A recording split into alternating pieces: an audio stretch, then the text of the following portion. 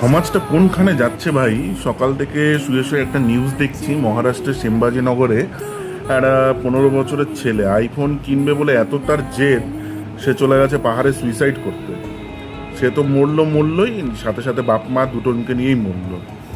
তো আমি তাই বসে বসে এখন চিন্তা করছিলাম যে এদের কি চিন্তা ভাবনা, যে 5 টাকা ইনকাম করে মা বাপকে দেব, মা বাপ কোথার থেকে উন্নতি করবে সেইগুলো নেই। আর এদের এত পরিমাণ জেদ যে নিজে মরবে মরবে মর, সাথে বাপকে নিয়েও মরলো, মাকে নিয়েও মরলো। সমাজটা যে কোন দিকে যাচ্ছে, মানে এদের উপরে পিটি ফিল করব নাকি এদের উপরে অ্যাংরি ফিল করব, সত্যি বুঝতে পারছি না। জাস্ট দেখছি দিনকে দিন, আর মানে ভাবছি যে আমাদের ব্যাচটা বা আমাদের জেনারেশনটা কত ভালো ছিল যে আমরা এই সমস্ত জেদ কোনোদিনও করিনি। দুটো বেল্টের বাড়ি বা জুতোর বাড়ি যদি আমাদের পিঠে পড়তো, আমরা ভয়ের চোটে টনটনা হয়ে এমনি পালিয়ে যেতাম, মা বাবার কাছে জেদ করতে সাহস পেতাম না। আর এখন এরা এত পরিমাণে জেদ করে যে মানুষের জীবন পর্যন্ত নিয়ে নিচ্ছে।